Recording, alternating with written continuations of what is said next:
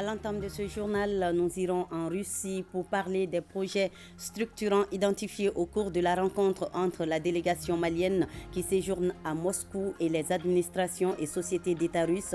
Trois principaux sujets étaient à l'ordre du jour, notamment la création d'une compagnie aérienne pour la desserte nationale et sous-régionale. Processus de retrait de la MINUSMA, une réunion d'évaluation des activités de la deuxième phase s'est tenue à Bamako. Elle a réuni le comité technique d'experts de la MINUSMA et le gouvernement malien.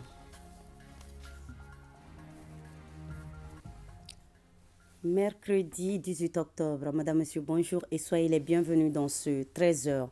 La création d'une compagnie aérienne pour la desserte nationale et sous-régionale, l'accès du Mali à des satellites de télécommunications ou encore le financement de l'usine d'affinage, trois sujets qui étaient à l'ordre du jour des rencontres que la délégation de haut niveau qui séjourne à Moscou a eues avec les administrations et sociétés d'État russes. Le ministre de l'économie et des finances et ses collègues ont notamment rencontré des responsables du ministère russe des Transports et celui des Affaires étrangères, ainsi que des sociétés Roscosmos et Exier.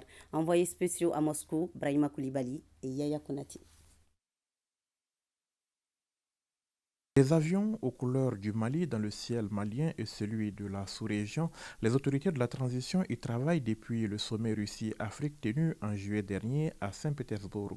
L'opérationnalisation de cette compagnie dans un délai d'1 an était au centre des échanges de la délégation malienne avec des responsables du ministère russe en charge des transports et celui des affaires étrangères. Notre objectif, c'est la desserte domestique, c'est-à-dire entre les différentes régions et les districts de Bamako, la capitale, et ensuite entre le Mali et les autres capitales sous-régionales. Les échanges ont permis de conclure un point, c'est-à-dire l'invitation de la République du Mali vers mi-novembre 2023 à un forum organisé par le ministère des Transports russe relatif à tout ce qui est comme transport ou infrastructure de transport. Donc, des échanges que nous avons eus, il y a certaines informations qui ont été demandées à la partie malienne et ces informations vont être transmises au ministère des Transports de la Fédération de Russie. À partir de ces informations qui seront transmises, nous serons mis en contact avec des compagnies et qui va aboutir à l'opérationnalisation d'une compagnie nationale aérienne d'ici 1 an. Les rencontres ont été fructueuses parce que ça nous a permis d'échanger sur le modèle, c'est-à-dire le type qui correspond au Mali. Si pour notre pays, l'heure n'est pas encore à la conquête spatiale, certains domaines d'intervention de l'agence spatiale russe Roscosmos intéressent bien le Mali. Au cours d'une rencontre avec sa filiale Glavcosmos, il a été question notamment d'utilisation par notre pays de satellites de télécommunications pour différents usages. Après les échanges, nous avons convenu que le Mali aura sûrement besoin de 2 types de satellites. Un satellite qui va être géostationnaire et qui va permettre au Mali donc, d'avoir une couverture en VSAT de l'ensemble de ses besoins en Internet, en télécommunication et dans tout ce qui concerne la surveillance du territoire. Nous allons également avoir besoin d'un satellite qui va être mis à basse altitude, qui va nous permettre de faire de la télédétection, la cartographie, la surveillance frontalière dans le domaine agricole pour pouvoir donner la qualité des sols, les types d'intrants agricoles qu'il faut mettre. Donc tout ce qui est application de l'astronomie en matière de développement économique. Donc les échanges nous ont permis d'avancer très rapidement et nous attendons une proposition concrète de la société Roscosmos qui nous invite également à préparer une liste d'étudiants qui doivent pouvoir venir faire des études et également faire un transfert de compétences à la suite desquelles nous allons signer un mémorandum nous permettant donc d'engager très rapidement l'accès du Mali à l'utilisation des satellites.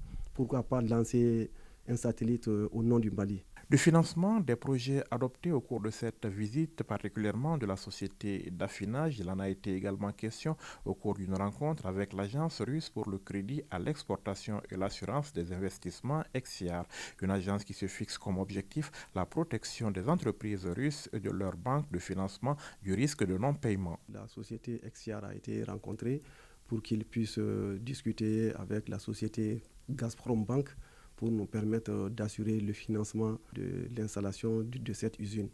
Donc des échanges, nous avons en tout cas échangé sur toutes les problématiques. Je pense que dans les jours à venir, ils vont discuter avec la société Gazprom pour nous revenir avec une proposition concrète qui tiendra compte de la qualité de la relation avec la Russie et qui va nous permettre très rapidement d'avancer sur la réalisation de cette usine.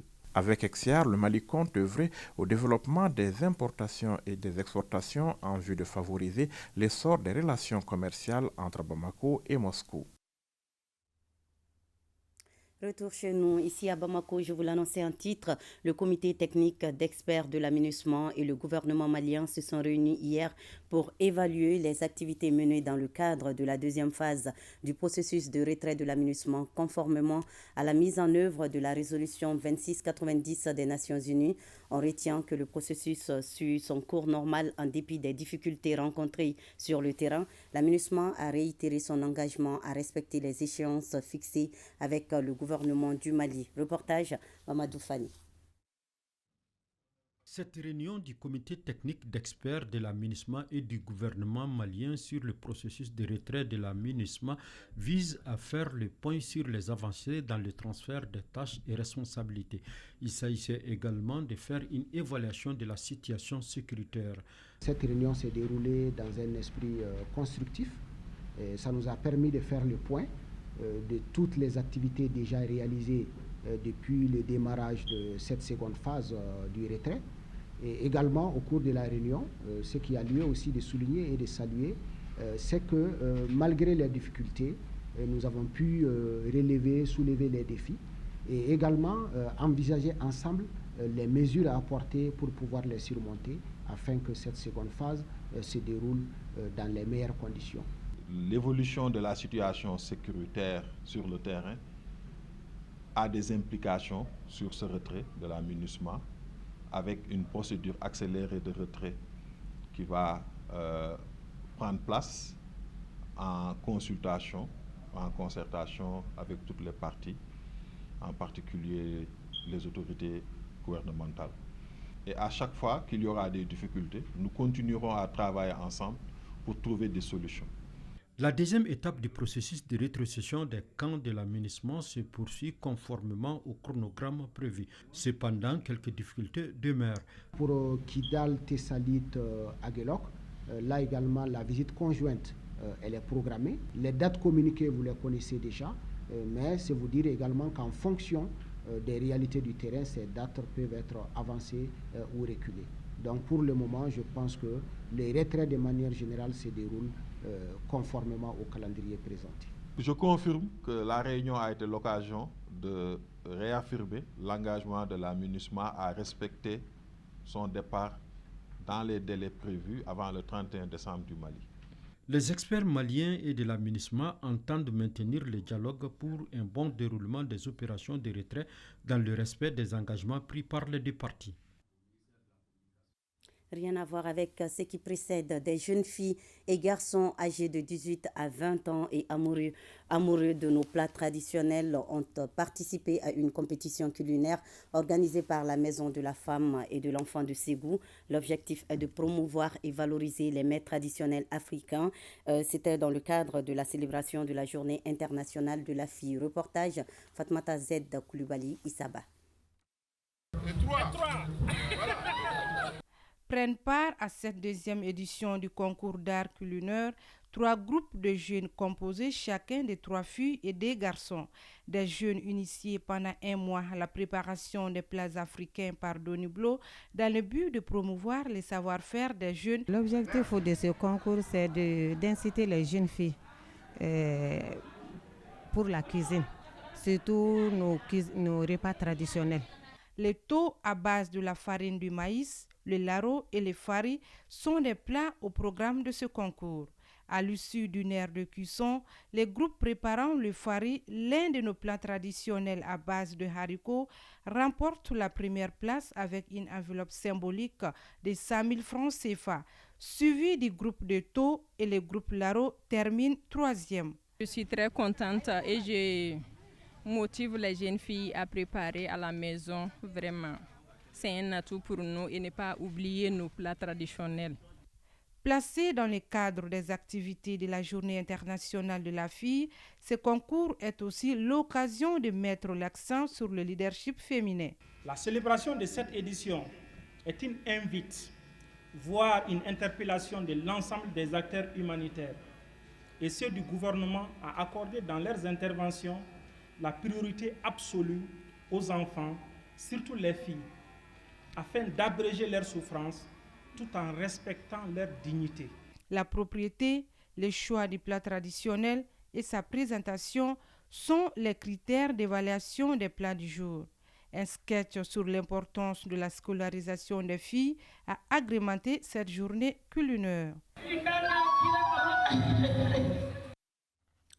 10 instructeurs relevant de la direction régionale de la police de Sikasso renforcent leurs capacités sur la fraude documentaire. C'est à la faveur d'une session de formation des formateurs dont les travaux ont débuté hier. Une session organisée dans le cadre du projet Améliorer la gestion des frontières et la résilience des communautés face à la criminalité organisée transfrontalière au Niger, au Mali et au Burkina Faso, avec un accent sur la route de la Méditerranée centrale. Compte rendu, Moustapha Doumbia, Souleymane Bamba. C'est une formation des formateurs sur la fraude documentaire dans le cadre de la composante renforcement des capacités et soutien aux infrastructures du projet Améliorer la gestion des frontières et la résilience des communautés face à la criminalité organisée transfrontalière au Niger, au Mali et au Burkina Faso. Un projet mis en œuvre par l'Organisation internationale pour les migrations et financé par le ministère des Affaires étrangères de l'Italie. La formation va s'étaler sur 20 jours ouvrables. Va se diviser en deux parties. La première partie concernera le recentrage pédagogique des formateurs. Et la deuxième partie concernera la fraude documentaire et la fraude à l'identité. Ils sont au total 10 instructeurs de la direction régionale des commissariats de Sikasso, Kadjolo et Kinyan à suivre cette session de formation. Une initiative bien appréciée par la direction régionale de la police, eu égard à la nécessité d'une gestion vigilante des frontières. Les frontières sont exposées à des risques en matière de terrorisme et de criminalité transnationale, avec leur corollaire du trafic de drogue, d'armes et le trafic illicite des migrants. Tout ceci constitue, entre autres, source d'instabilité. Faut-il les rappeler que la gestion des frontières est l'un des atouts majeurs pour la stabilité du pays? Oui. À la fin de la session, chacun des 10 instructeurs doit à son tour former les éléments de son unité. Toujours à Sikasso, le comité de pilotage de l'initiative pour la transparence des industries extractives ITIE Mali a organisé hier un atelier sur la dissémination des rapports 2020 et 2021 de l'ITIE Initiative. Il ressort que le secteur des mines a contribué à 10% au PIB national, à 25% aux recettes fiscales de l'État et à 82% aux recettes d'exportation du pays. Nous retrouvons Moustapha Doumbia et Souleymane Bamba. Les rapports ITIE 2020 révèlent plus de 320 milliards de contributions du secteur extractif versées au trésor public. Ces documents, dont le contenu est partagé en même temps que le rapport 2021 de l'ITIE, traitent aussi des questions relatives à la répartition des revenus extractifs par type de minerais, dont l'or, les calcaires et l'eau minérale. Il y a moins d'écart constaté, donc moins de recommandations par rapport au rapport précédent. Ça, c'est une nouveauté.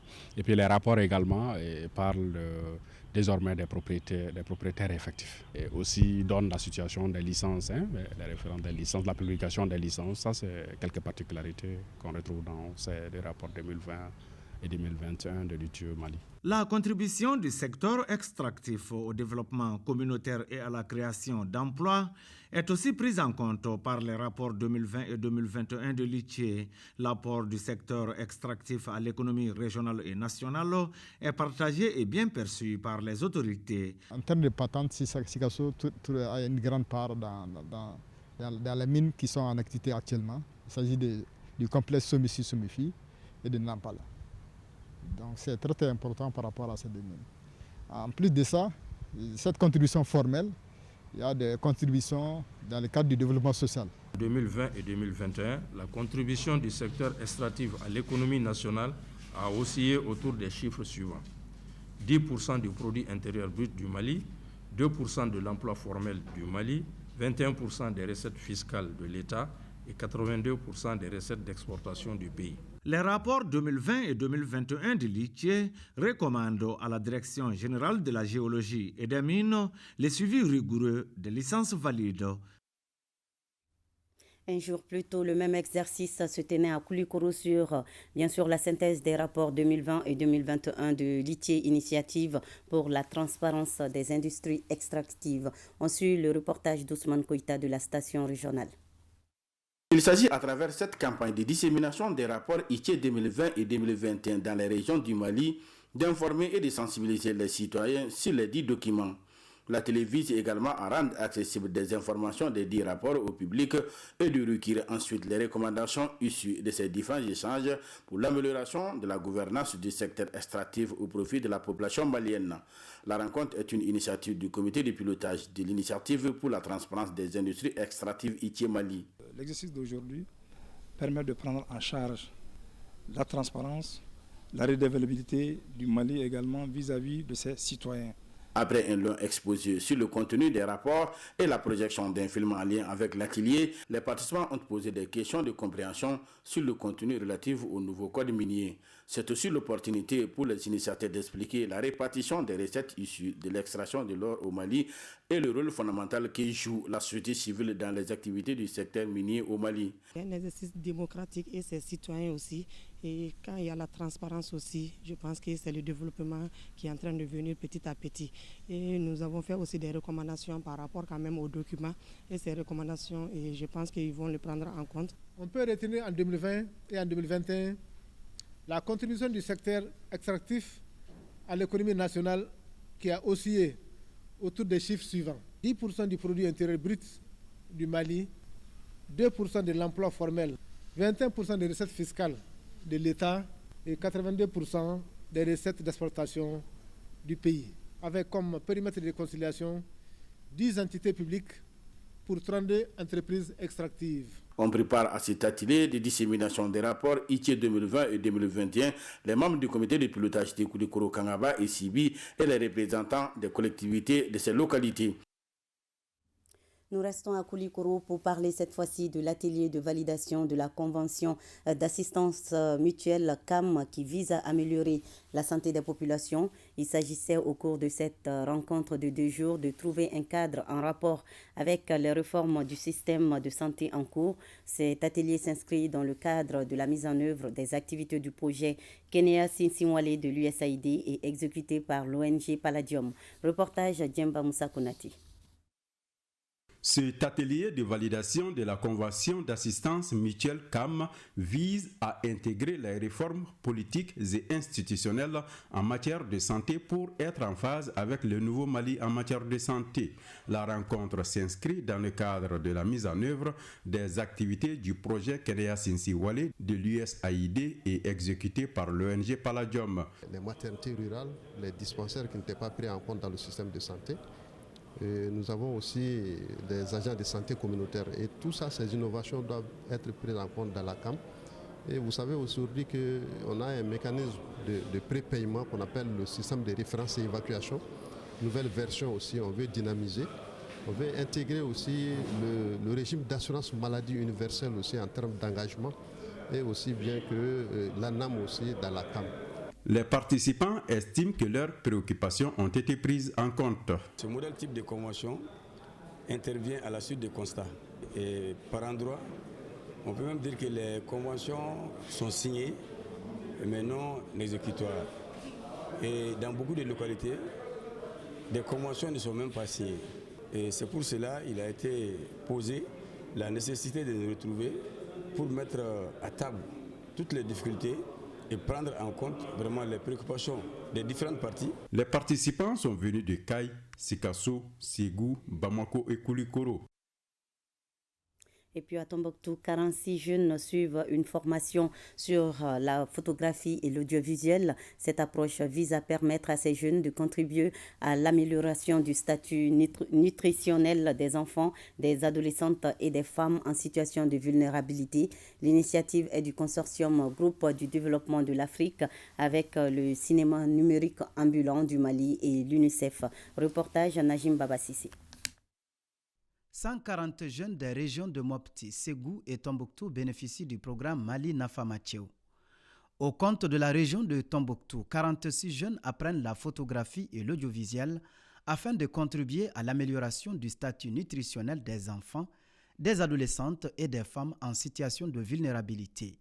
Un programme financé par l'UNICEF et mis en œuvre par le consortium Cinéma numérique ambulant du Mali et le groupe de développement de l'Afrique. Cette session de formation consistera donc à préparer les jeunes pour qu'ils soient des acteurs de communication pour le changement social et de comportement au sein de nos familles, dans nos écoles, dans nos communautés. Cette initiation des jeunes dans ce domaine a pour vocation de renforcer leurs capacités à pouvoir documenter, immortaliser leurs interventions par le moyen de capture d'images et réalisation du support audiovisuel exploitable à travers des stratégies de communication et de sensibilisation.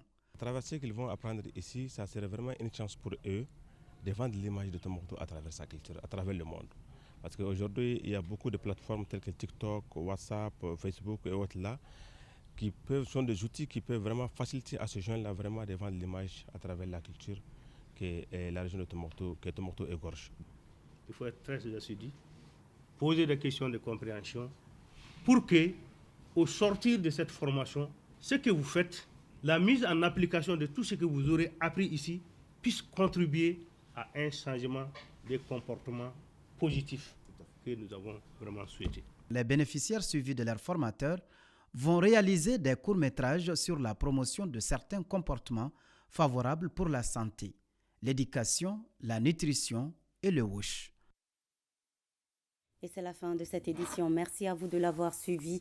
À 20h, vous avez rendez-vous avec Mariam Kone. Bel après-midi à tous et à demain 13h, Inch'Allah.